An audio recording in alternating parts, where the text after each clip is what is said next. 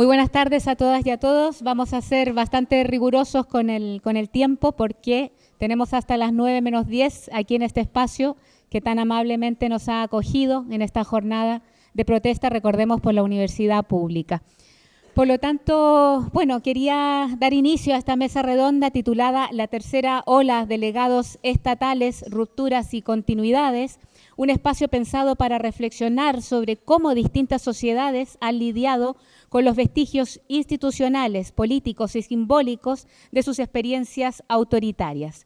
La transición democrática, como muestran los casos que hoy nos convocan, nunca es un acto puntual, sino un proceso prolongado en el que persisten memorias incómodas, estructuras heredadas y disputas sobre el sentido del pasado. Vamos a comenzar con Diego Palacios, quien reflexionará sobre los desafíos de la reforma policial en España cuando el pasado institucional no ha sido plenamente confrontado, pero también con Maiki Gorosito desde Argentina, quien va a subrayar el papel del Museo Sitio de Memoria ESMA como herramienta democrática insustituible a 10 años de su creación. Claudia Marchant, vinculada a Londres 38 en Chile, mostrará cómo las luchas por la memoria se reactivaron con fuerza durante el levantamiento social del año 2019, revelando tensiones aún abiertas. Y a mi derecha Jaime Pastor, que nos invitará a pensar la frágil frontera entre democratización y autoritarismo. Así es que, bueno, luego de esta vamos a dar el turno a cada ponente y luego pues se producirá una discusión que también heredará la discusión de la mesa anterior, así es que será una gran discusión, pero por muy grande que sea, a las 9 menos 10 tenemos que irnos todas y todos de aquí. Así es que muchísimas gracias por compartir y le doy la palabra a Diego. Muchísimas gracias, Carolina. Pues muchas gracias a los organizadores por pensar que lo que yo traía para contar podía ser de interés. Se refirió a mí Costis Cornetis en su intervención hace menos de una hora, diciendo que mi perspectiva era revisionista. Y bueno, podríamos decir, yo diría, pues sí, más que nada sí que es una perspectiva revisionista, pero también sobre un objeto, que es lo que estoy ahora trabajando, y cuando uno trabaja con un proyecto nuevo de investigación encuentra muchas cosas que no se esperaba y le gusta pensar y repensarlas y salir de los propios esquemas que ha heredado, que ha leído en otros colegas, que ha aprendido de otras personas, y a veces pues, los resultados son resultados revisionistas. Y al mismo tiempo hay acontecimientos históricos que a los colegas no les han llamado mucho la atención, no les han dado mucha importancia, pero a uno le parece que son muy llamativos y entonces, si le parecen llamativos, construye sus interpretaciones a partir de esos acontecimientos que resultan llamativos. Como tenemos poco tiempo, voy a primero decir cosas muy breves. Por ejemplo, los últimos años ha habido un avance enorme en el conocimiento de algunos aspectos que tienen que ver con la relación de la policía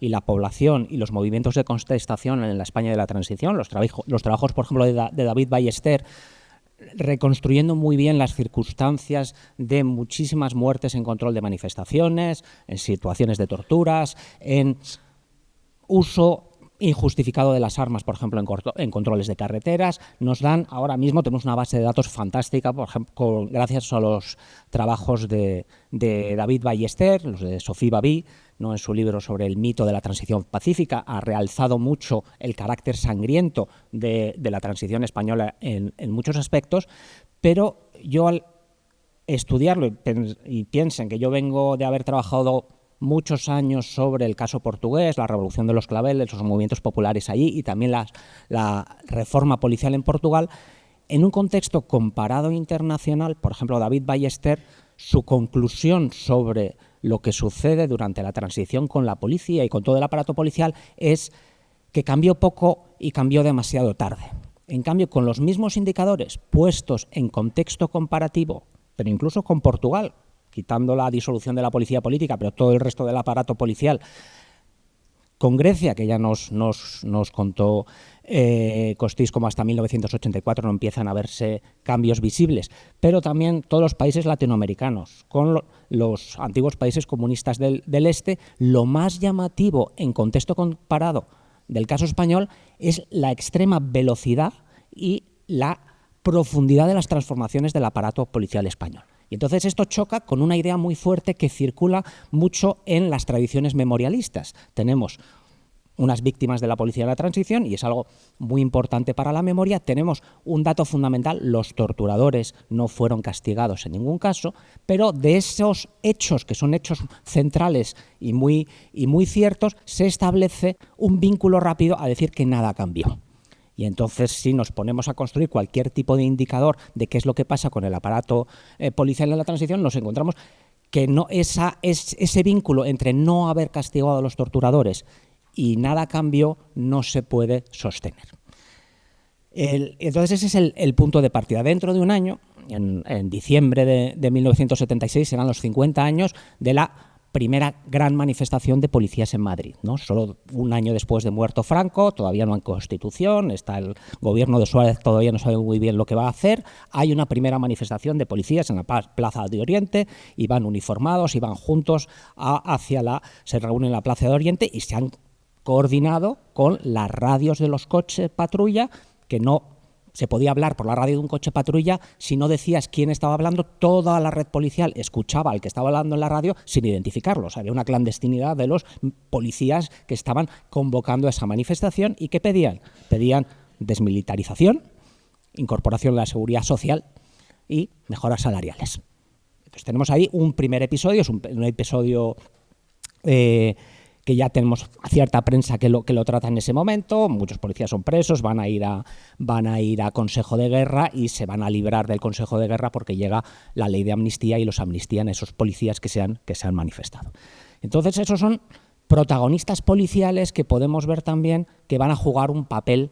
Si queremos hacer algo revisionista sobre la historia de la policía en la transición, es no pensar solo desde las élites políticas y qué es lo que las élites políticas quieren hacer con la policía, y las cosas terribles y no tan terribles que hace la policía tampoco verlas como un reflejo de la policía, como si fuese un aparato al servicio obedeciendo lo que querían las autoridades políticas que hiciesen. Y entonces, Gasdolomí es un proyecto de investigación que dialoga con esta idea de los 50 años de la policía, y con una preocupación que también es una preocupación cívica hoy en día. Tenemos muchas posiciones en las izquierdas, podríamos decir hay que abolir la policía no interesa para nada para una sociedad moderna o del futuro, o podemos pensar que queremos la mejor policía posible que pueda estar subordinada a mecanismos democráticos para responsabilizarla. Tenemos ese abanico de extremos dentro de formas de izquierda de ver las cosas.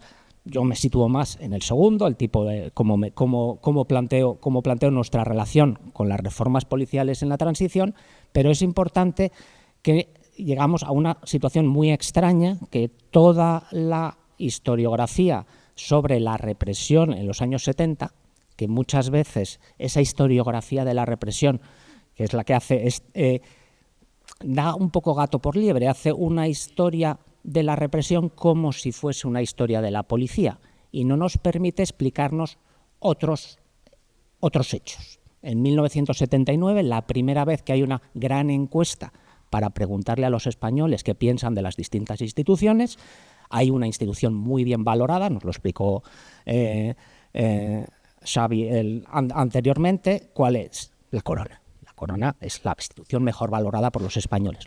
Llamativamente, los sindicatos tienen una buena valoración, mejor que los partidos políticos, mejor que el Parlamento, pero la policía está mejor valorado que los sindicatos, que los parlamentos, en la media de los españoles. Podríamos imaginarnos que fuese el resultado de un franquismo sociológico, pero curiosamente la institución peor valorada son los militares. O sea que no es una respuesta que podamos identificar en esa encuesta que la hace la Fiscalía General del Estado, que es de valoración de las instituciones. Y entonces, si pensamos que la media de los españoles tiene una buena opinión de la policía como institución, esa historia de la represión no es suficiente para que nos expliquemos cuál es la relación de los españoles con la policía, y tampoco sabemos qué hay dentro de la cabeza de cada una de las personas que respondió a esa encuesta. Cuando le preguntaron por la policía habría experiencias muy distintas. Entonces tenemos policías que se manifiestan y una policía que está en una transformación comparada muy rápida. El puzzle para relacionarnos con el pasado es especialmente complicado si pensamos que todas las voces críticas desde dentro de la policía que podemos reconstruir, en 1976 aparecen 2 boletines clandestinos desde dentro de la policía, el boletín de servicio y un boletín para las fuerzas de seguridad, con un programa de democratización policial desde la base, en este caso, de los policías uniformados que están pidiendo sobre todo desmilitarización, y tenemos un discurso de reforma policial que se va a corresponder curiosamente con las principales medidas que se van a tomar posteriormente de transformación de la policía. Hay un discurso construido internamente. Por ejemplo, en el caso portugués no encontramos ese tipo de movilización dentro de los propios policías. Y entonces habría que dar un cierto protagonismo a los propios policías en su transformación. Y tenemos más elementos que van complicando la relación, que es que esa buena imagen de la policía, que la vemos relativamente buena en 1979, va a ir mejorando a lo largo que se vaya desarrollando la vida constitucional en las décadas siguientes, y ya llevan 25 años que en todas las encuestas de valoración institucional sistemáticamente la policía en España es la institución mejor valorada por los españoles. Y tenemos una cosa que es muy llamativa: las oposiciones para ser policía son de las más populares entre los jóvenes españoles. Cada año se presenta gente con más cualificaciones a esas oposiciones y los hijos de policía ya no consiguen entrar en la policía porque tienen que competir con muchísima gente que quiere ser policía. Por ejemplo, es exactamente lo contrario de lo que sucede en Francia, donde en Francia tienen que bajar cada año los requisitos de entrada porque nadie quiere ser policía. Entonces, tenemos toda una trayectoria de una institución que es muy problemática, que desde un discurso de la memoria y de que nada cambió es problemática, y tenemos 2 opciones. Podemos decir, es la institución mejor valorada por los españoles porque nada cambió en la transición y sigue siendo la misma policía franquista, o podemos intentar reconstruir cuál es la historia de las relaciones entre policía y sociedad en democracia y cuáles son los vectores, que son muchos y seguramente muy complejos, para explicarnos esa extraña popularidad. Y sobre todo en un momento actual que la extrema derecha está entrando con mucha fuerza dentro del sindicalismo policial y que se está apropiando de esa 50 años después, se está apropiando de esa popularidad de la policía para construir un discurso muy duro que llamativamente es el mismo que ha llevado a la policía francesa, que ese discurso entró hace 25 años en la policía, en el sindicalismo policial francés, fue capturado por la extrema derecha. Y el discurso desde la izquierda que se puede hacer de reconstruir los elementos de transformación de la policía que sí fueron valorados positivamente por la ciudadanía española desde finales de los años 70, y nos podemos retratar el protagonismo de muchos jóvenes policías en el cambio de las relaciones entre policía y sociedad, la centralidad de la transformación policial en los pactos de la Moncloa. ¿Qué es lo que pidieron los sindicatos y los partidos de izquierda en los pactos de la Moncloa como reforma policial? Y se hizo. Y el efecto de esas transformaciones, las encuestas cualitativas del Centro de Investigaciones Sociológicas en los barrios obreros, no en el País Vasco, ahí la imagen de la policía en general, menos en torno a Bilbao un poco menos, pero normalmente es muy negativa la imagen de la policía. El resto de la España obrera, en la que hubo encuestas cualitativas, lo que están pidiendo los vecinos de los barrios es que haya policías uniformados patrullando los barrios y dándoles seguridad.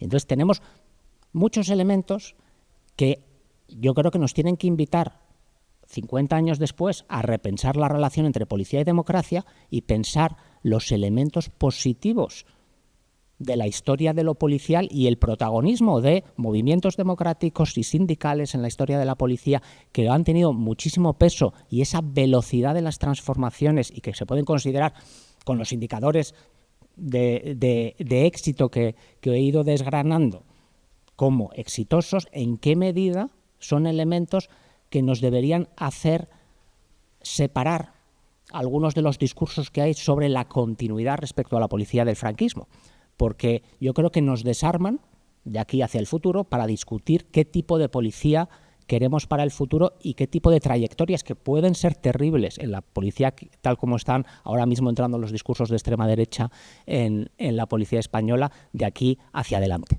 Entonces, en términos tácticos e incluso estratégicos, un diálogo con el pasado que sea capaz de tratar con un poquito más de delicadeza las diferentes experiencias de relación de la ciudadanía con la policía, creo que solo produciría unos resultados políticamente más positivos. Y yo creo que hay esa relación entre ahora y los 50 años y dentro de un año son los 50 años de la primera manifestación de policías por su desmilitarización, y yo creo que sería también una buena ocasión entonces para poder retomar la relación entre presente y pasado. Y esa era la reflexión que quería traer. Gracias.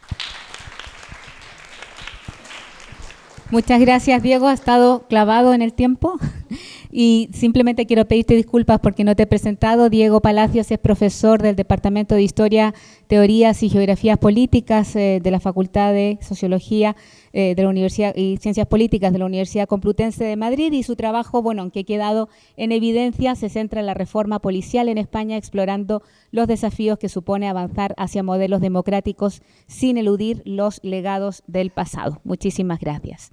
Bueno, y doy el pase en esta mesa también a una presencia internacional, a Maiki Gorosito. Ella es exdirectora ejecutiva del Museo Sitio de Memoria ESMA en Argentina. Ha participado en el desarrollo e implementación de políticas públicas de memoria, impulsando el fortalecimiento institucional del museo como herramienta democrática fundamental en el contexto de las conmemoraciones a 10 años de su creación. Maiki, muchísimas gracias por venir.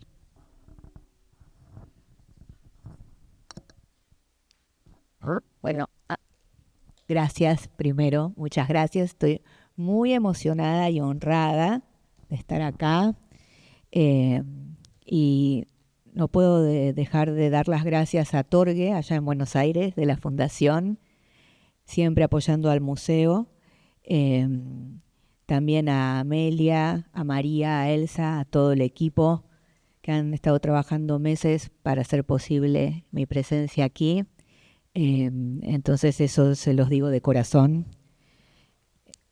Y bueno, no veo, así que ahora no los voy a ver a ustedes porque tengo que ver mis notas. Pero bueno, como también mañana voy a compartir un momento con ustedes, hoy quería compartir unas reflexiones sobre el ejemplo del Museo Sitio de Memoria ESMA, ex centro clandestino de detención, tortura y exterminio, y que tuve la honra de conducir hasta que las actuales autoridades políticas me desvincularon de esa hermosa, desafiante y difícil función, como ejemplo de las políticas públicas de memoria que supimos tener en Argentina. Y también quiero referirme en esta oportunidad al logro basado en la lucha y demanda de los organismos de derechos humanos de mi país, de los y las sobrevivientes, de los familiares y de la gran voluntad política de contar en nuestra región Mercosur y en el mundo como una institución como el Museo Sitio de Memoria ESMA. Y también quisiera hablarles sobre la importancia de los museos sitios de memoria para la consolidación de nuestras democracias y del Museo Sitio de Memoria ESMA como símbolo del terrorismo de Estado basado en la desaparición forzada de personas, pero también del valor del consenso social como medio para lograr justicia. Así que cuando en Argentina hablamos de memoria, verdad y justicia. Esos son nuestros pilares. Y bueno, también en este caso en particular, sobre lo que el Museo Sitio de Memoria ESMA representa no solo para nuestro país, para mi país, sino también para el Mercosur y también para el mundo, no solo por su inscripción en la lista del Patrimonio Mundial de la UNESCO. Yo creo que el museo sitio representa una conquista para la institucionalidad de los derechos humanos y un ejemplo en la construcción de políticas públicas de memoria, verdad y justicia. También quiero hablarles sobre cómo en el museo intentamos y logramos muchas veces aportar a la construcción de ciudadanía regional, de una ciudadanía crítica que pueda abrazar la ética del nunca más. Y hoy la historia del Museo Sitio, 10 años cumplimos el 19 de mayo pasado, siempre voy a decir cumplimos, siempre voy a decir nuestra institución, no importa el cargo, importan las convicciones. Entonces yo creo que también la historia del Museo Sitio nos permite reflexionar sobre los avances y retrocesos en materia de políticas públicas de memoria, verdad y justicia, y más ahora nos permite reflexionar sobre los retrocesos en tiempos tan adversos para el campo de los derechos humanos en mi país. Por eso siempre resultan necesarios, pero hoy resulta urgente más reflexión, más estrategia y más acción. Entonces, yo quería compartir con ustedes un pequeño video que da cuenta del contenido que transmite el Museo Sitio, ya que seguramente algunos de ustedes lo habrán visitado, pero también porque siempre quiero traer la voz de los y las sobrevivientes testimoniantes cuando tengo la gran oportunidad de compartir una reflexión. Así que voy a pedir a alguien, no sé a quién, pero que me apoye en la proyección del video y que lo pare en el minuto 6,54. Gracias.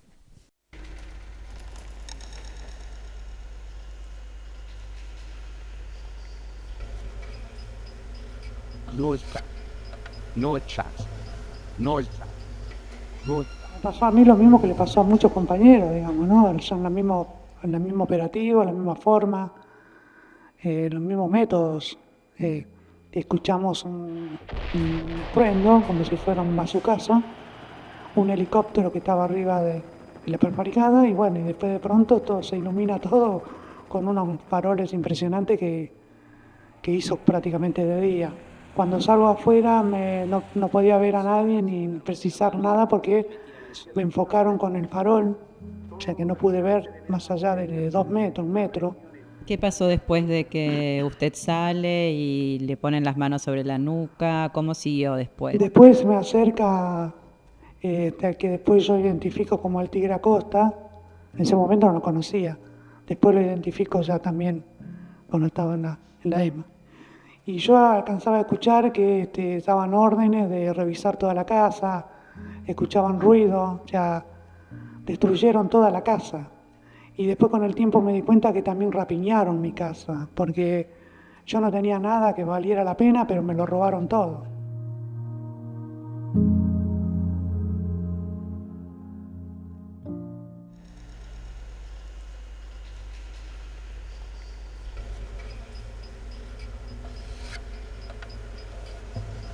Hacen quitar toda la ropa, me tiran sobre esa cama con capucha, me sacan las esposas, me atan de pies y manos, ahí me ponen entiendo que un cable porque no lo veía, que me enrollan en un dedo del pie que no sé a dónde lo conectarían, y comienza la tortura, y entonces ahí comienzan a preguntarme por mi militancia de La Plata.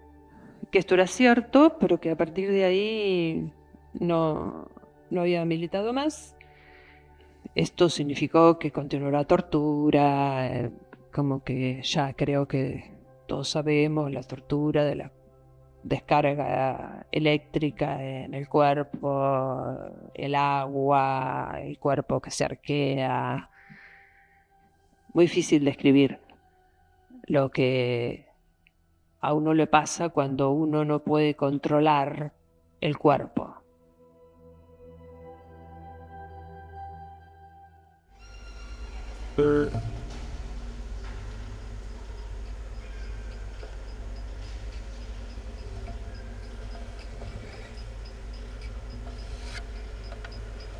estaba Astiz con nosotros.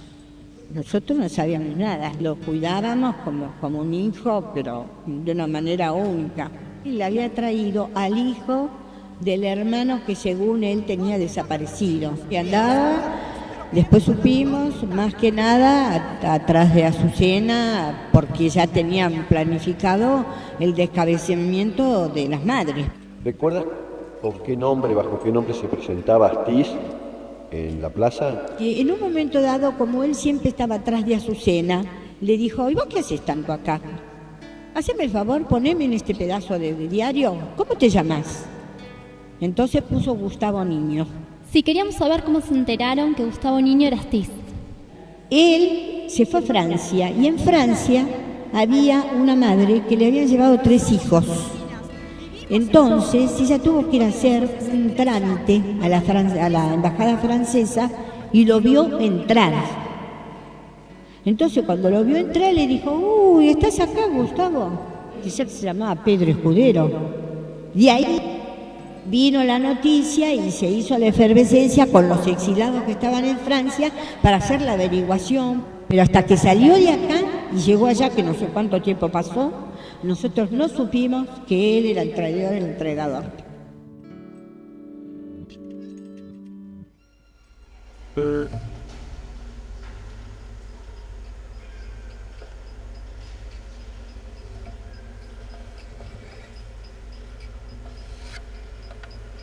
Todos los días miércoles, gran parte de los detenidos de la ESMA eran sujetos a lo que eufemísticamente se llamaba el traslado.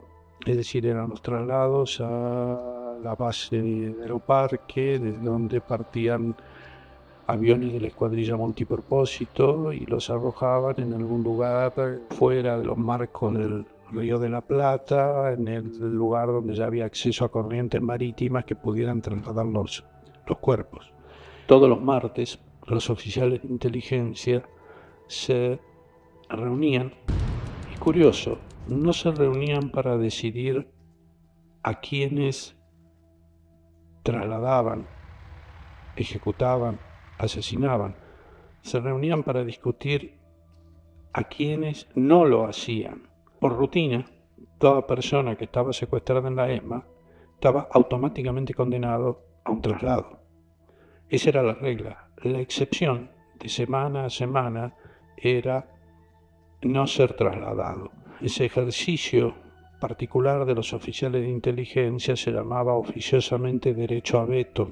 Por un lado era una cuestión técnica, mantener detenidos para interrogatorios posteriores o usos posteriores, pero por otro lado también era una muy perversa forma de dirimir el poder y el prestigio dentro del grupo de tareas.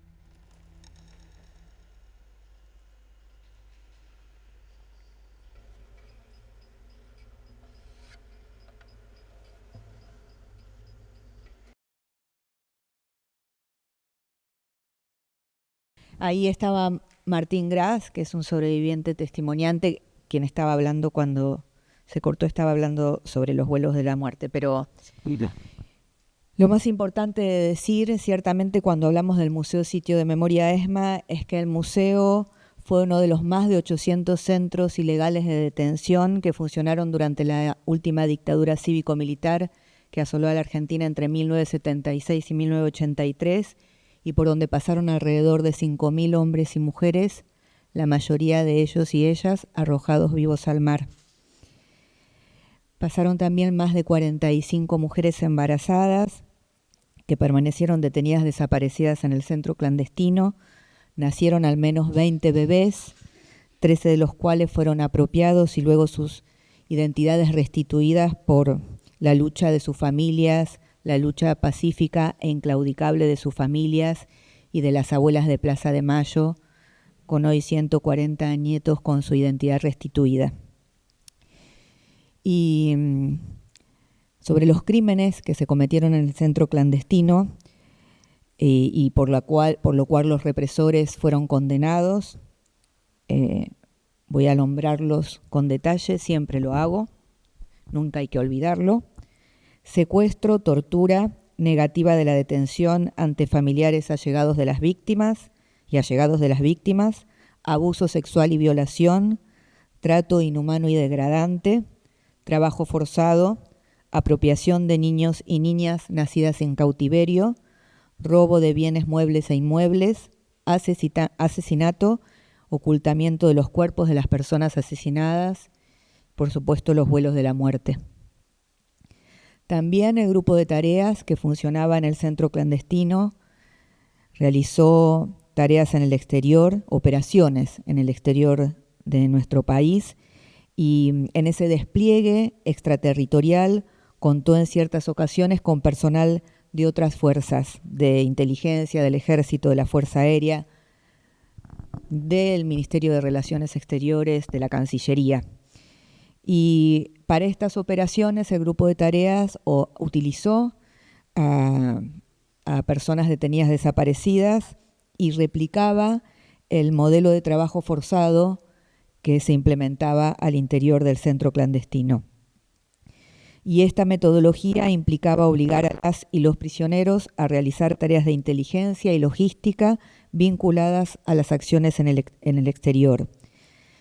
Voy a tratar de sintetizar esas acciones que realizó el grupo de tareas en el exterior, coordinación con organismos represivos de otros países, aunque el centro clandestino de la ESMA no formó parte de los centros clandestinos que funcionaron para el Plan Cóndor, el seguimiento e intimidación de militantes y familiares exiliados, infiltración en las comunidades de exiliados, propaganda política para contrarrestar la llamada campaña anti-argentina, intentos de secuestro y asesinato de dirigentes políticos y sindicales en el exterior, apropiación de dineros en cuentas del exterior y compra de armas, y también tareas del grupo de tareas en Sudáfrica. En América Latina se sucedieron muchas de estas acciones, en Paraguay, en Perú, en Uruguay, en Bolivia, en Venezuela, en México y en Nicaragua. Y aquí en Europa, en Suiza, en España, en Francia, en Alemania y en Italia. Bueno, y también, como señalé, en África.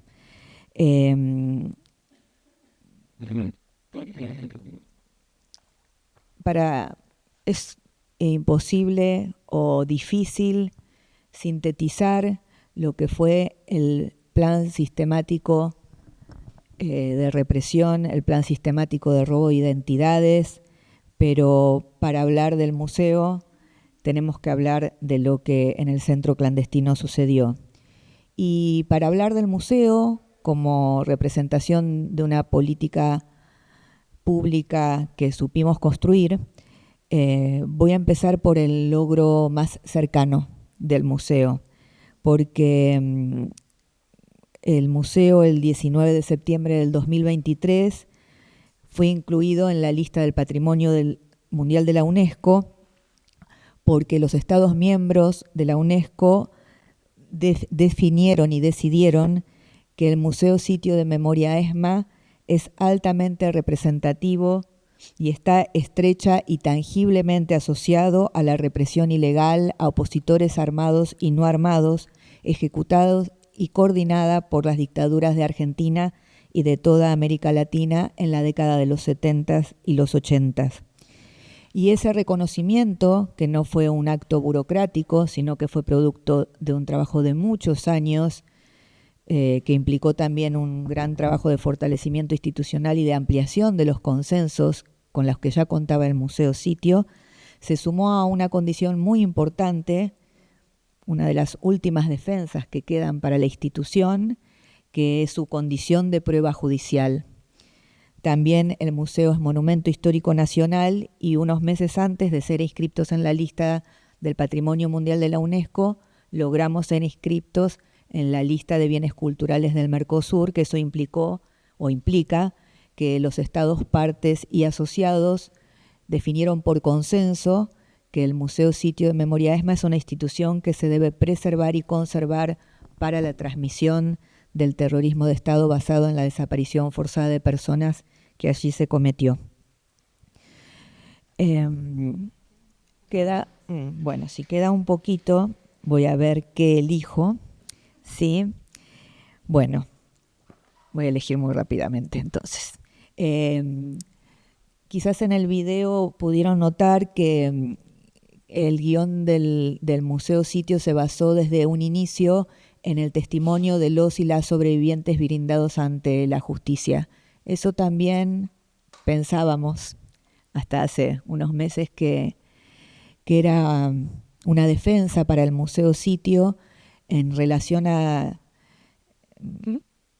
la imposibilidad de plantear que el Museo Sitio transmite una interpretación, ¿sí?, de la historia, porque no es así, sino que el Museo Sitio transmite lo que allí sucedió porque fue probado y condenado por la justicia.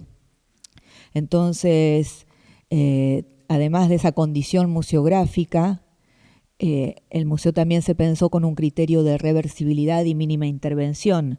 Por su carácter de prueba judicial, si el juez me decía, Mikey, vamos a una inspección ocular, y me decía, hay que levantar estos paneles, hay que correr esta base de paneles porque tenemos que ver si abajo del piso hay alguna prueba, alguna marca que señalaban los sobrevivientes y las sobrevivientes en la prueba, en la visita. Bueno, teníamos que tener la posibilidad de hacerlo, y eso se pensó desde un principio con el equipo interdisciplinario que diseñó la apuesta museográfica. Y bueno, entonces en esta breve síntesis que tengo que hacer, recordar que el Museo Sitio cumplió hace muy poquito tiempo 10 años y que es imposible pensar su camino sin tener en cuenta las diversas conquistas en materia de derechos humanos que alcanzamos como sociedad. En el 2023 celebramos en Argentina los primeros 40 años de democracia ininterrumpida. En el 2024 se conmemoraron los 20 años de la recuperación del espacio Memoria y Derechos Humanos ex-ESMA. Allí conviven las casas de los organismos de derechos humanos y de algunas instituciones del Estado argentino y también de órganos del Mercosur. Este año se cumplieron 40 años del juicio a las juntas, cuando en 1985 se condenaron a 5 de los 9 integrantes de las juntas militares por llevar a cabo un plan sistemático de exterminio, y también este año se cumplieron 50 años del inicio del Plan Cóndor, que fue la coordinación represiva entre los estados de la región de la que formó parte. El año que viene se cumplen 50 años del golpe militar y nos estamos preparando para colmar y llenar las universidades, los clubes de fútbol, las calles, las escuelas, los sitios de memoria con actividades de reflexión, activismo, participación y pedagogía de la memoria, porque preveemos lo que se viene de parte del gobierno, porque ya tuvimos la experiencia de los 2 años anteriores. Y además, bueno, en la gestión, ni qué hablar, eso no se puede sintetizar. No. Pero si tengo que referirme a las políticas públicas en general de memoria en Argentina, sí es importante señalar que existió en un momento y hasta hace un año, casi 2 años, una integralidad y articulación entre las políticas públicas de memoria, verdad y justicia. Entonces, contábamos con instituciones con las que trabajábamos en conjunto, como el Archivo Nacional de la Memoria, el Centro Cultural de la Memoria Haroldo Conti, el Banco Nacional de Datos Genéticos, la Comisión Nacional por el Derecho a la Identidad. En el plano de la justicia, en Argentina fueron condenadas 1.202 personas por crímenes de lesa humanidad y los juicios se siguen desarrollando y les recomiendo que los vean en vivo a través de La Retaguardia. También a nivel legislativo, la importancia de, en todos los campos del Estado, aprobar leyes, la ley de sitios, las leyes reparatorias. Entonces, para finalizar este muy breve recorrido, quiero decirles que cuando hablamos de sitios de memoria, hablamos de políticas públicas, de archivos, de investigación, de voluntad política, de consensos, de participación, de pedagogía de la memoria, de conservación, del valor de los testimonios de las y los sobrevivientes, de los organismos de derechos humanos, de la justicia, del turismo y la memoria, el patrimonio y la memoria, el arte y la memoria, de la comunicación y la mirada en clave regional e internacional de los museos, sitios de memoria. Yo creo que son instituciones imprescindibles para la democracia y abogo porque aquí muy pronto puedan institucionalizar como museo, sitio de memoria, el edificio donde funciona el gobierno de la Comunidad de Madrid. Hay que hacerlo, ¿cómo que no? Sí, claro, vamos a estar acompañándolos y compartiendo lo que sea necesario porque hay que hacerlo. Son, creo, los museos sitios de memoria, no solo el Museo Sitio de Memoria ESMA, el acervo del Nunca Más, nuestro acervo del Nunca Más, y tiene que seguir siendo visibilizado y defendido desde donde estemos, y creo que los sitios de memoria seguirán más allá de estas circunstancias en Argentina, cuidando la memoria, transmitiendo la verdad y acompañando la justicia. Muchas gracias.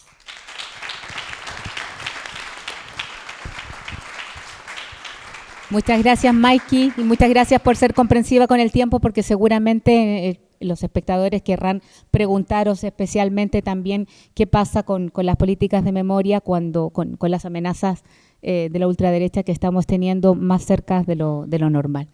Y precisamente en esas políticas de no repetición y a nivel regional, ¿no?, de las que hablaba Maiki, se encuentra al otro lado de la cordillera, ¿no? Tenemos a Claudia Marchand, que es integrante de Londres 38, espacio de memoria en Chile, y su trabajo orienta a las luchas por la memoria en Chile postdictadura, con especial atención al papel de los movimientos sociales y a la reactivación de las disputas memorialísticas, especialmente después del estallido social del 19. Muchas gracias, Claudia, por venir, y tienes tu tiempo. Gracias. Buenas tardes a todas y todos. Estoy muy agradecida de esta invitación de participar en un espacio como este, distinto al que estamos acostumbradas. Agradecer, por supuesto, a la Fundación Rosa Luxemburgo, que hizo posible el viaje, y a Miguel Urbán, que hizo el contacto, que nos conoció en Santiago. Contarle que solo a través de 2 hitos voy a tratar de ilustrar el enfoque de memoria que tiene el espacio Londres 38. Bueno, primero contarles muy rapidito que Londres 38 es una dirección, una calle y un número en el centro de Santiago, a pasos del Palacio Presidencial y de la principal calle de Santiago, que se conoce como la Alameda. En el año 25 se construyó una casa para uso residencial, la que en 1970, en pleno gobierno de la Unidad Popular, fue comprada, adquirida por el Partido Socialista para una sede política muy pequeña. El año 73, tras el golpe de Estado, cuando ustedes estaban saliendo, nosotros estábamos entrando, fue ocupada por la Dirección de Inteligencia Nacional, la policía política de la dictadura, y convertida en uno de los principales y primeros, sobre todo, centros de detención, tortura y desaparición del país. Según lo que se ha podido determinar, se usó durante un año, entre fines del 73 y fines del 74. Por ella pasaron más de 2.000 personas, 86 de las cuales siguen detenidas desaparecidas, 11 fueron ejecutadas y una murió en el exilio a causa de las torturas. En 1978 fue donada al Instituto Giniano, una institución ligada al ejército, que permaneció allí hasta el año 2007. Tras un largo proceso social y político empujado por las organizaciones de derechos humanos, el Estado la declaró Monumento Nacional en 2005 y luego recuperó su propiedad a fines del 2007. Desde 2008 es gestionada por colectivos de derechos humanos y memoria, y es un lugar abierto a la comunidad, como se ve en la imagen de abajo. Desde 2010, los colectivos bajo el nombre Londres 38 Espacio de Memorias reciben financiamiento estatal para la gestión, mantenimiento y funcionamiento del lugar, y cabe destacar que durante un largo trecho, 18 años, desde el fin de la dictadura, esta siguió siendo una institución del ejército. Recién fue recuperada, ¿cierto?, en 2008. Fue un proceso largo, promovido siempre por los colectivos de detenidos, familiares, excompañeros de militancia y compañeras de militancia de las víctimas, el que permitió recuperar el lugar y proponer un proyecto a desarrollar en el espacio. No sin discusiones entre los diferentes colectivos agrupados en torno a la casa, se logró levantar un proyecto y exigir su financiamiento por ley de presupuesto de la Nación, lo que ha estado garantizado desde el 2010 y en este momento, se está discutiendo el presupuesto para el próximo año y está en riesgo porque, como saben, hubo una primaria donde ganó la derecha. Se prevé la elección de un presidente de ultraderecha y desde ya están tratando de restringir los recursos para estos sitios. Rápidamente decir que desde sus inicios, Londres 38 ha insistido en una definición de la memoria como un proceso colectivo, abierto y en constante construcción, y por eso hablamos de memorias y no memoria. Memorias que trascienden la denuncia sobre la violación a los derechos humanos en dictadura y que van a buscar en sus antecedentes las razones de la violencia represiva que se desató tras el golpe de Estado. Esas razones las identificamos en el proyecto emancipador de la Unidad Popular, pero también en la oportunidad que tuvieron civiles y militares de instalar un modelo político-económico sin organización social y política que lo pudiese frenar. Modelo que, como sabemos, se fue ajustando y que terminó de consolidarse en democracia. En nuestra concepción, la violación a los derechos humanos no se circunscribe a las víctimas directas y sus familiares. Se proyecta al conjunto de la sociedad porque sobre esas violencias se construyeron las bases de nuestro presente. En ese sentido, la memoria no se trata solo de conmemoración de experiencias pasadas, sino más bien implica conocer y recuperar críticamente los proyectos sociales y políticos truncados por el terrorismo de Estado, analizando sus repercusiones y continuidades en las luchas actuales. En ese marco, los ámbitos de acción de Londres 38 son la investigación histórica, la interacción con la comunidad a través de visitas guiadas, talleres y otras actividades, un archivo digital, acciones judiciales de casos colectivos, comunicación y ocupación del espacio público, conservación y recuperación arquitectónica. Y acá el primer hito que quería mencionar, que fue para los 40 años del golpe de Estado, desarrollamos un proceso colectivo en el cual convocamos a más de 60 organizaciones sociales de diversa índole, que en el impulso de las movilizaciones que se venían dando desde inicios de los 2000, se habían ido anidando en sus propios espacios de lucha. Estas movilizaciones...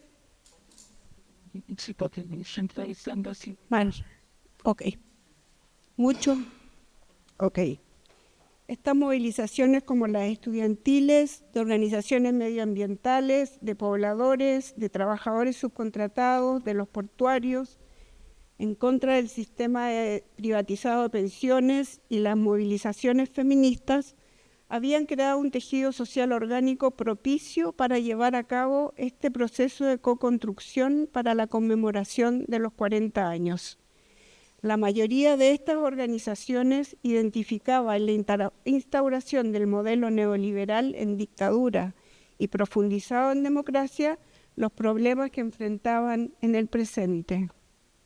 Por esta razón, no fue difícil llevar a cabo este proceso que culminó con una enorme intervención en la tradicional marcha del 11 de septiembre por las calles de Santiago, en las que se desplegó una brigada de propaganda que pegó los afiches que todas estas organizaciones habían creado y reproducido en talleres colectivos durante el año con sus propias consignas.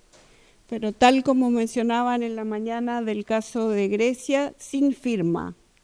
Los afiches eran compartidos por todos, sin firmas de partidos políticos ni organizaciones. Señalo este hito porque sin duda contribuyó al reconocimiento de Londres 38 como un espacio de memoria vinculado a las luchas del presente y permitió que el año 2019, cuando se produce el estallido social o la revuelta, rápidamente nos involucráramos en las movilizaciones. Y este fue el segundo hito que les quería comentar. El viernes 18 de octubre de 2019, la evasión masiva de estudiantes secundarios en el metro de Santiago marcó el inicio de una ola gigante de protestas y movilizaciones que se extendió por todo el país. El domingo 20 de octubre, 2 días después, se realizó una asamblea de organizaciones sociales en Londres 38 que convocaron al primer paro nacional para el lunes 21. Y el miércoles 23, ya con el país casi paralizado y con la represión ya desatada, toque de queda, estado de excepción y militares en las calles, se habilitó el espacio, recordemos, en pleno centro de Santiago, como punto de primeros auxilios coordinado por la Federación de Estudiantes de la Universidad de Chile y con voluntarios del área de la SANE. En paralelo, se brindó atención jurídica para la interposición de denuncias ante la Fiscalía y apoyo psicológico inicial a quienes iban llegando a atenderse al punto de primeros auxilios, víctimas de los perdigones, los gases lacrimógenos, el líquido tóxico de los carros lanzaagua. Junto a la Defensoría Jurídica de la Universidad de Chile, se tomaron 2.000 denuncias que fueron enviadas a las Fiscalías Nacionales. Como muchos deben saber, varias delegaciones internacionales, eurodiputados, entre los cuales estaba Miguel Urbán, la Oficina del Alto Comisionado para los Derechos Humanos de las Naciones Unidas, la Comisión Interamericana de Derechos Humanos, entre otras, visitaron el país y elaboraron informes críticos de las violaciones a los derechos humanos que se estaban produciendo en el país. En particular, la Comisión Interamericana de Derechos Humanos se reunió en Londres 38 con las brigadas de salud, jurídica y el equipo de Londres que mantenía el lugar en funcionamiento para conocer de primera mano su propia evaluación de lo que estaba ocurriendo en el país. Luego vino el COVID, con toque de queda, confinamiento, desmontando todas las opciones de movilización popular. Londres 38 siguió funcionando online y bueno, retomó, pero como saben todo el proceso quedó ahí estancado, detenido en el tiempo. Una acción clave fue la presentación en abril del 2021 de una querella contra el alto mando de Carabineros. Esto se hizo con el objetivo de evidenciar la existencia de patrones y la sistematicidad de la represión, demostrando que el alto mando no pudo desconocer esta lógica de represión masiva a la población, que no se trató de excesos particulares y que hay responsabilidad institucional. Esta acción judicial sigue el curso hasta hoy día. Sí, ¿todavía? Sí. Si acercan más. Ok. La revuelta de 2010. Yo voy apurada por mis tiempos, pero bueno. Ok, perdón. La revuelta de 2019 fue un proceso potente que marca profundamente nuestra historia reciente, a pesar de los discursos que han tratado de olvidar la impugnación al sistema que significó y que se fue incubando en 30 años de postdictadura neoliberal. Desgraciadamente, los vestigios que hoy vemos con mayor claridad son la impunidad y la impotencia de haber puesto el cuerpo en movilizaciones que hoy son denostadas por muchos.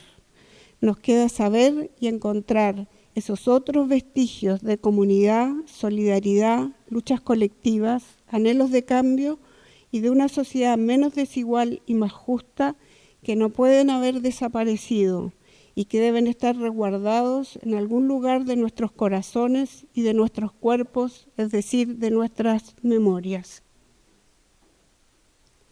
A 6 años de la revuelta, recordemos que hubo 30 personas fallecidas, dice la Fiscalía, puertas asesinadas, 464 víctimas de trauma ocular, más de 27.000 personas fueron detenidas, hubo más de 11.000 denuncias por violencia institucional y de los casos que llegaron a judicialización, solo un 3% tiene sentencia condenatoria.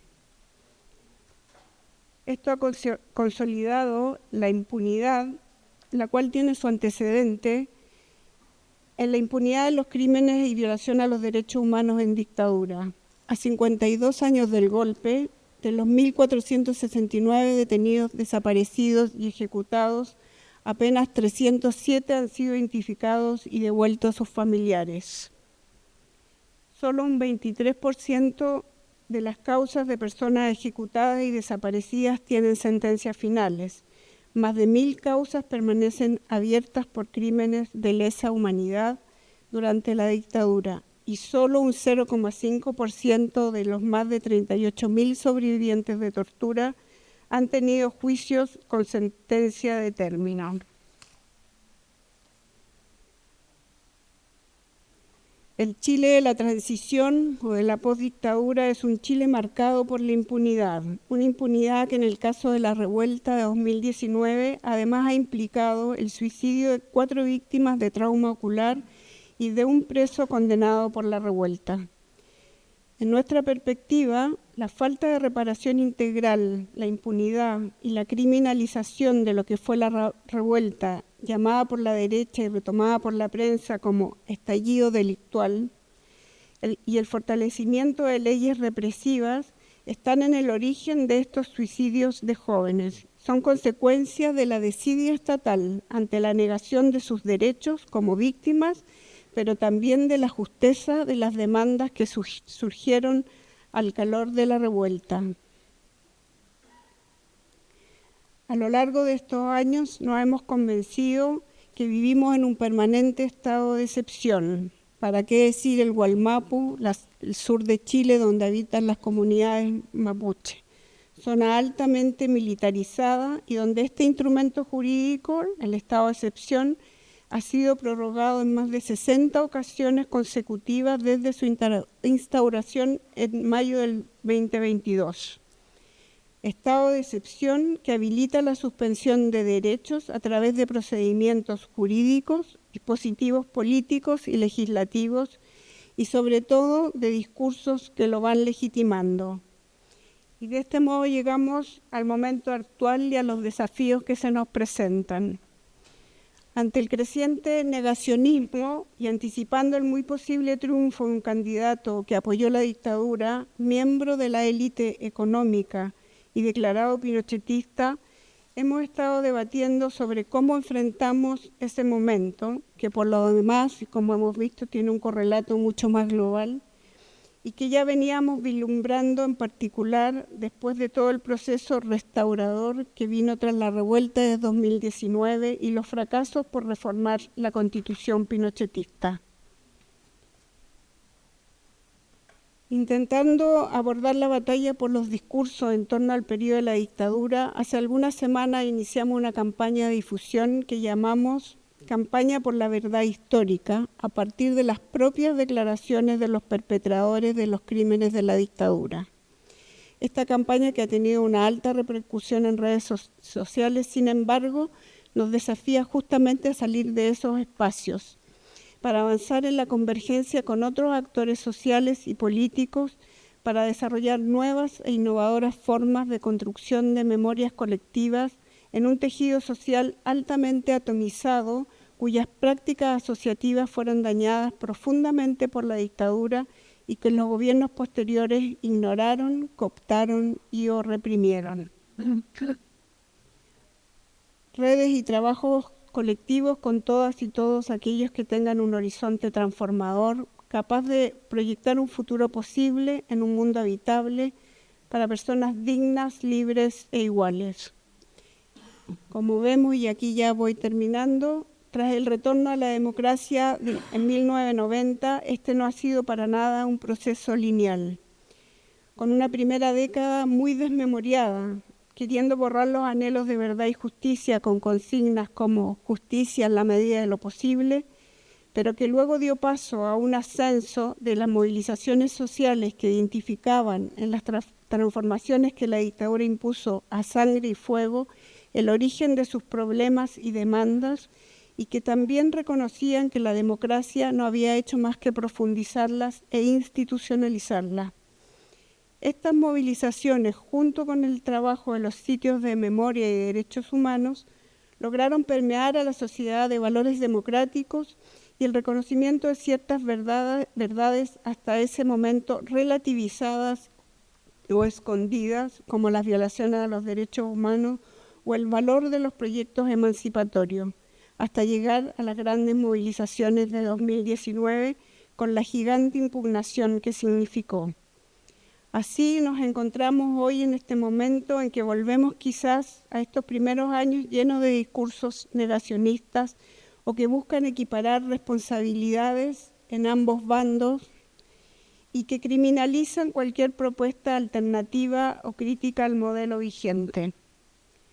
Pero tal como ayer, cuando otros y otras comprendieron que mantener viva la verdad histórica es un deber ético y una forma de resistencia, y que la defensa de los derechos humanos es un pilar fundamental para nuestra convivencia en el presente y el futuro, hoy decimos, ante el negacionismo y la impunidad, memoria, justicia y verdad.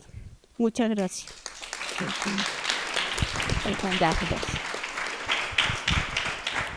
Muchas gracias, Claudia. Sin duda va a haber bastantes preguntas respecto al contexto que tenemos a corto plazo. Y por último, para cerrar esta mesa, y te agradezco la paciencia de las intervenciones, pues tenemos a Jaime Pastor, politólogo y miembro del Consejo Editorial de Viento Sur.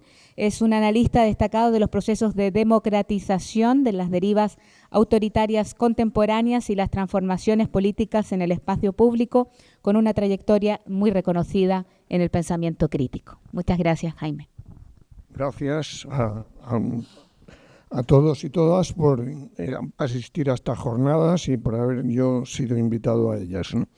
Bueno, yo empezaría, claro, cuestionando el título de esta mesa, ¿no? Es decir, lo de tercera ola, ¿no? O sea, es evidente que después de escuchar además testimonios de Argentina, golpe de Estado en el 76, y de Chile, golpe de Estado en el 73, pues claro, hablar de tercera ola democratizadora a nivel global, pues realmente es una ficción, ¿no? O sea, que es evidente que eso fue interesado, eso lo acuñó Samuel Huntington, ¿no? En 1991, O sea, aquí como siempre, porque la palabra transición tampoco existía en politología antes de la transición española, en realidad no se hablaba de transiciones, se hablaba de revoluciones o reformas, ¿no?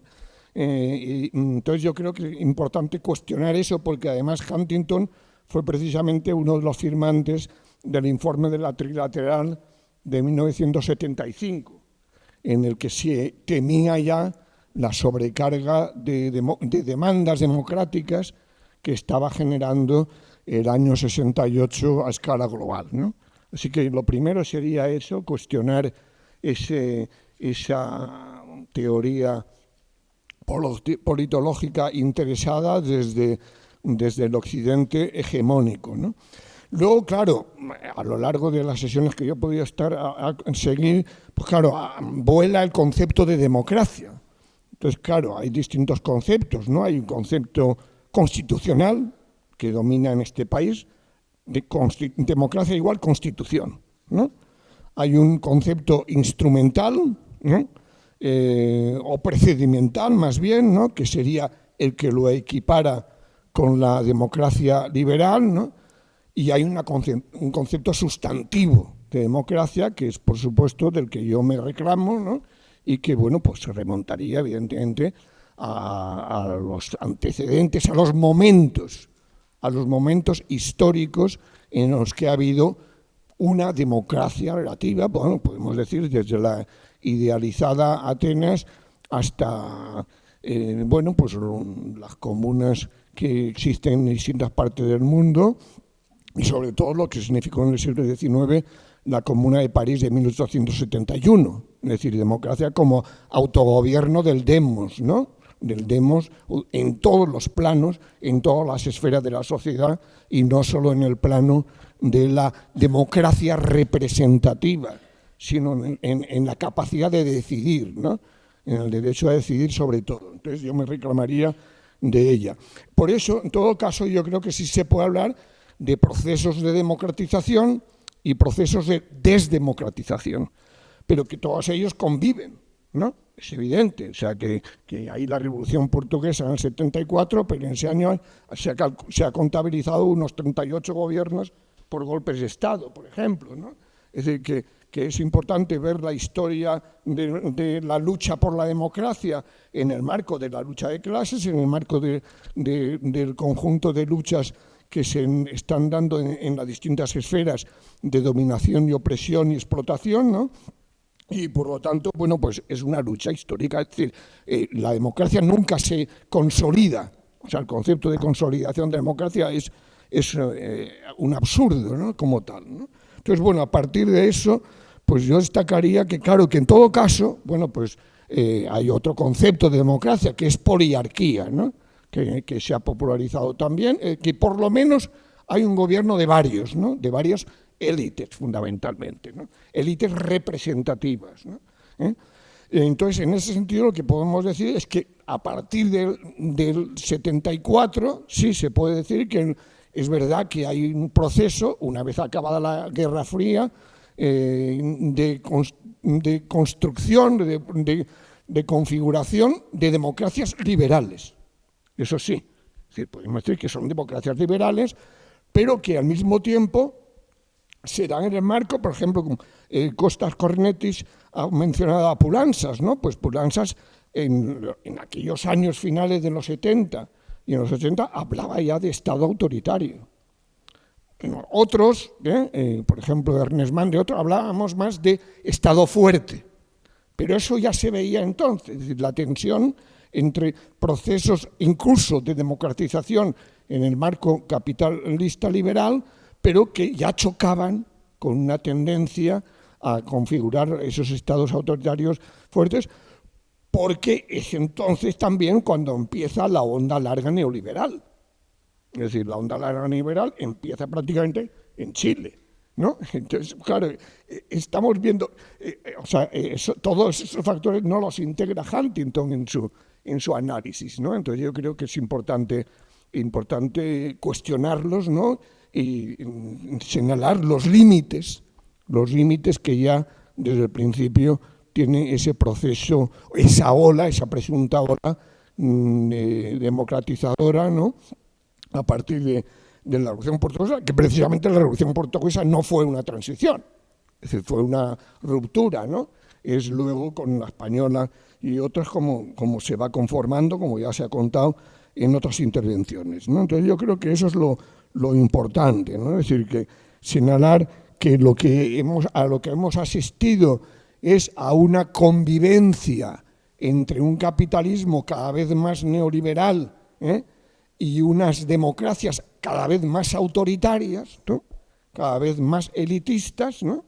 Y que, bueno, para ir rápido, ha habido algunos hitos, ¿no? Algunos hitos importantes en los que ha habido crisis relevantes, pero bueno, bien, para ir rápido, ya digo, lo fundamental sería situar en la gran recesión de 2008 como el punto de inflexión, ¿no? El punto de inflexión en el que ya se va mostrando cada vez más la tensión difícilmente conciliable entre el capitalismo neoliberal, ¿no? Que atraviesa su mayor crisis en ese momento del régimen de acumulación que había continuado hasta entonces, ¿no? Con los mismos marcos de la democracia liberal, ¿no? Entonces, bueno, a partir de ahí, ya digo, es decir, lo que vemos, sí, una reacción frente a esa austeridad neoliberal que se va imponiendo antidemocráticamente, y en el caso europeo, Grecia es el punto también de inflexión, es decir, es la prueba de fuerzas entre un pueblo griego que en un referéndum decide rechazar el memorándum de la Troika y una élite gobernante europea, ¿no? Esa misma Troika, que dice que no es posible, y ahí hay Jean-Claude Juncker, ¿no? que viene a decir eso, ¿no? Que salga lo que salga, no vamos a hacer caso a lo que decida el pueblo. Entonces, bueno, ese sería el marco general para ya situarme en el caso, es decir, lo que hemos visto, claro, a partir en ese marco, sobre todo, ya digo, de forma acelerada de 2008, que es verdad que ha habido en una primera fase, hubo reacciones populares, antes incluso ya en América Latina, más potentes, como lo que fue, digamos, los procesos constituyentes que se fueron desarrollando en distintos países allí, ¿no? Pero que evidentemente en Europa quedan pronto abortados. Bueno, en el caso español tenemos, claro, lo que de alguna manera supone el 15M, ¿no? Enlazando con lo que se ha dicho antes, ¿no? Lo que decía Xavi, pues claro, es a partir de entonces cuando se populariza el concepto de régimen del 78. Los viejos le llamamos simplemente el régimen de la reforma, ¿no? Pero bueno, pues lo que hay ahí es un cuestionamiento de ese régimen, ¿no? Pero que acaba, digamos, no acaba logrando, digamos, ese proceso, digamos, de ruptura al que se aspiraba, ¿no? Luego quiero señalar que hay otra oportunidad, hay otro momento que es el referéndum catalán del 1 de octubre del 2017, en el cual hubo también una ventana de oportunidad, ¿no? para plantear en condiciones, digamos, no las mejores, ¿no? Evidentemente, porque ahí hay, en fin, unos límites también en el proceso, sobre todo en lo que significa la relación de fuerzas entre ese desafío catalán y el Estado, ¿no? Pero es evidente que allí hubo una ceguera por parte de la mayoría de la izquierda para, por lo menos, evitar o contrarrestar la respuesta represiva que daría el régimen con el monarca a la cabeza, que ya no era Juan Carlos, ¿no?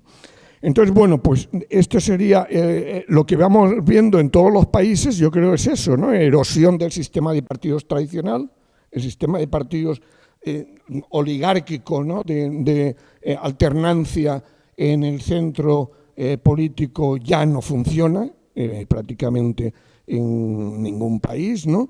Macron dice que todavía es extremo centro, ¿no? Pero en fin, ya no convence a nadie, ¿no? Y bueno, luego podríamos hablar de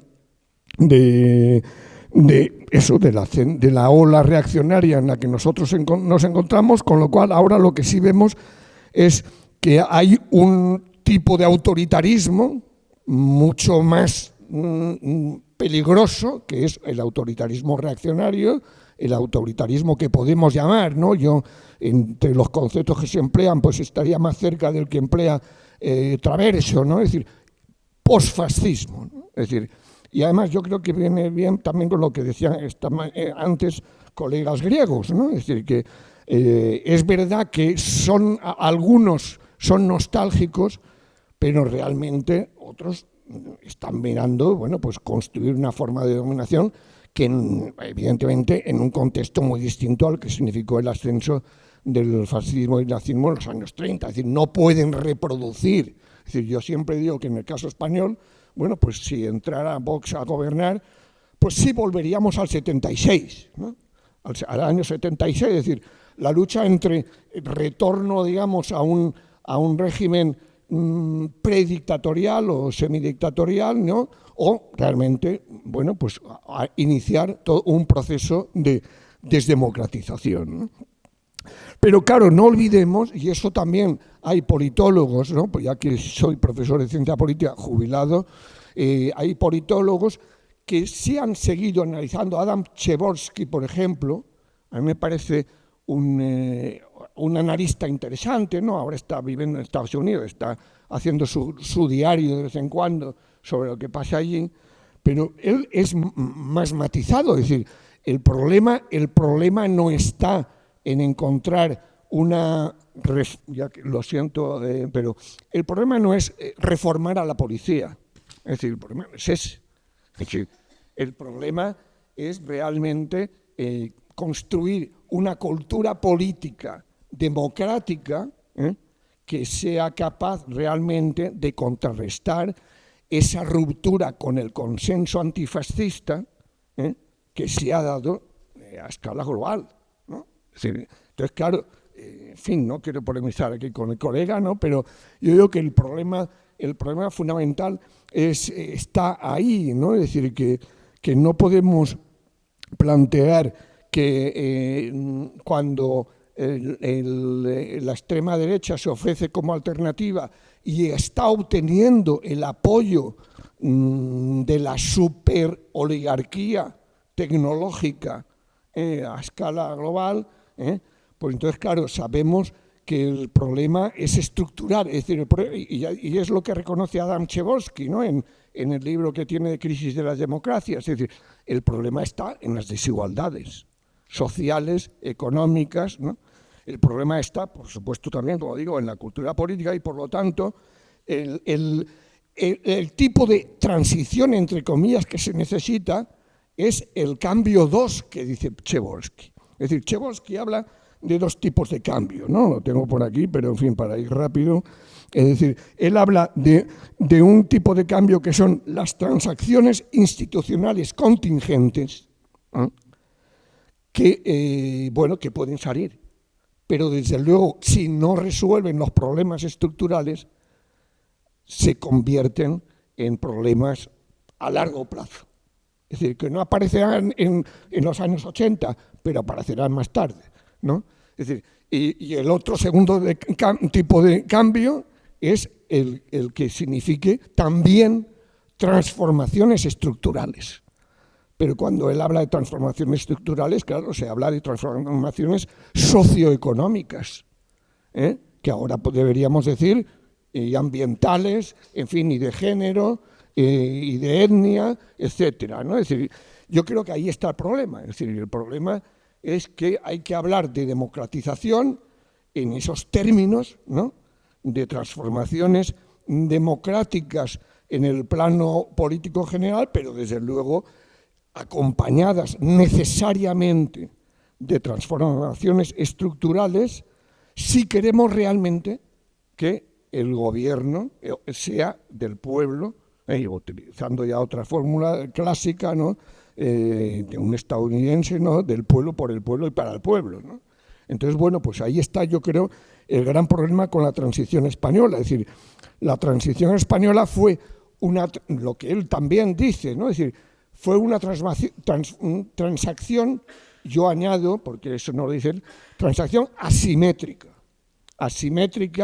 entre moderados del régimen y moderados de la oposición, que fue el resultado, la respuesta más bien a la movilización en la calle, ¿no? Por eso también quería matizar, bueno, por lo menos preguntar a Xavi qué opina de otro programa que es el de la conquista de la democracia de Sartorius y Fernando Delgado, creo que se llama. Porque claro, el problema es que ahí es una serie que sí demuestra el papel importante de la calle, pero que luego en el último capítulo acaba diciendo, oye, pero claro, Suárez necesitaba a Carrillo, pero Carrillo necesitaba a Suárez.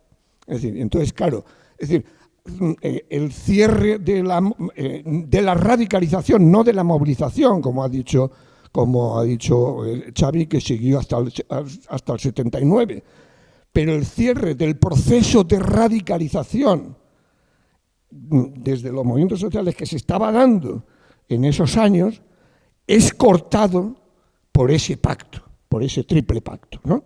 La ley de amnistía, los pactos de la Moncloa y la Constitución monárquica, ¿no? Eso es lo que corta el proceso de radicalización, aunque la movilización siga, pero ya no tiene sentido. ¿Y dónde diría yo que se cierra el proceso de democratización? En el 23F. El 23F del 81 es el intento de cierre, que se reflejará con la LOAPA poco después, pero que se reflejará luego, desgraciadamente, con lo que algunos seguimos llamando la última batalla de la transición, que fue el referéndum de la OTAN, ¿no?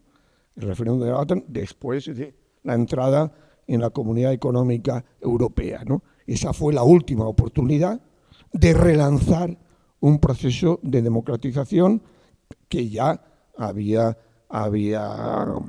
frustrado antes Felipe González diciendo que estaba a favor de la OTAN, ¿no? Pero en fin, ya sabéis que ahora Felipe González se arrepiente incluso de haber convocado ese referéndum, ¿no?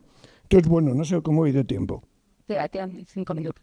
5 minutos, bueno, pues entonces... No, y luego otro tema ahí está, ¿no? Es decir, que es evidente que o sea, por eso a mí Chebosky me parece muy interesante porque es una réplica también a lo que, bueno, también Costa-Cornetti, porque yo también he aguantado eso en los años 90, ¿no? Es decir, aunque también hacían análisis interesantes. Philip Smither ha hecho, también Guillermo O'Donnell, cuando distinguían entre liberalización y democratización, que también viene bien para polemizar con los que dicen que la transición empezó con la ley de reforma política, ¿no? Bueno, por no hablar de algunos que hablan del plan de estabilización o con el guión de Torcuato Fernández Miranda, ¿no? Es decir, que es evidente que no tiene que ver con eso, ¿no? Entonces, bueno, yo creo que ahí lo que hay que plantear abiertamente es que el hecho de que se fuera una transacción asimétrica contingente y que dejara sin resolver los problemas estructurales, evidentemente he incluido implícitamente al referirme al caso catalán, el de la cuestión nacional, ¿no? Porque claro, la réplica a la cuestión nacional fue el Estado autonómico, que no de las autonomías, ¿no? Que bueno, que lo que trató era de neutralizar, ¿no?, la cuestión catalana y la cuestión vasca, pero siguen siendo, de alguna manera, el déficit más manifiesto estructural de la transición política española, ¿no?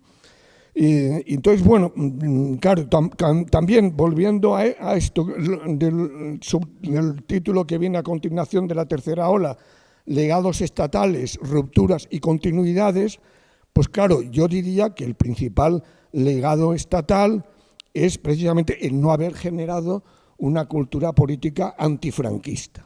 Es decir, y ahí, bueno, pues ahí también, bueno, en Viento Sur, justamente ahora sale una entrevista con Xavi, ¿no?, Domènech, y de Carmen Ochoa, que también está aquí, ¿no?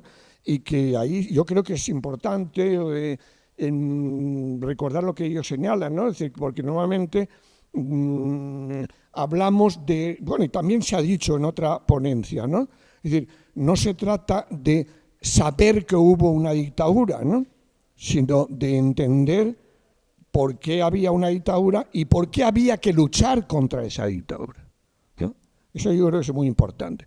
Entonces, eso es lo que no se justificó nunca por parte de la izquierda mayoritaria española, ¿no? Y bueno, en ese sentido, pues yo creo que es el peor legado, ¿no? El peor legado de la transición española estaría precisamente en esa cultura política que no es antifranquista, que ya es equidistante entre fascistas y antifascistas, ¿no? Y que lo que están planteando es el olvido permanente, ¿no? Por eso, claro, la reacción de Felipe González, Alfonso Guerra y estos hoy es comprensible precisamente, porque, claro, algunos, y sobre todo muchos militantes del Partido Comunista y otros, claro, decían sí a la Constitución, pero decían, bueno, pero seguiremos luchando por avanzar, ¿no? Pero claro, el problema es que muy pronto lo de atado y bien atado quedó impuesto, ¿no? Entonces, claro, Felipe González y Alfonso Guerra que han acabado creyendo en eso. Es decir, que no se puede abrir la caja de Pandora de la transición porque entonces sale todo, ¿no? Entonces, bueno, pues eso es el peor legado, que hace que el otro día que recordábamos algunos y algunas el 90 aniversario de la fundación del Partido Obrero Unificado Marxista, ¿no?, el POUM, ¿no?, pues resulta que el programa que tenía Joaquín Maurín, que defendía sobre todo Joaquín Maurín en los años 30, pues claro, en lo fundamental siguen pendientes, ¿no?, las tareas democráticas y las tareas, digamos, anticapitalista soy, ¿no? Es decir, la cuestión de la iglesia, la cuestión del campo, la cuestión nacional, ¿no? Por supuesto la cuestión social, y además ahora hay que añadir la cuestión ecológica, ¿no? En fin, la lucha de las mujeres, que ya estaba entonces abiertamente, que no olvidemos que se reconoció el derecho al aborto, ¿no? Tanto desde la Generalitat como desde la ministra Federica Montseny, ¿no? Entonces, bueno, yo creo que es importante recordar ese daño enorme, y por supuesto sigue la monarquía, ¿no? Una monarquía parásita total, ¿no? Entonces, bueno, pues esta sería un poco mi constatación. ¿Qué queda? Evidentemente queda unas libertades civiles, por eso yo también discuto con colegas que dicen, bueno, esto es lo mismo que...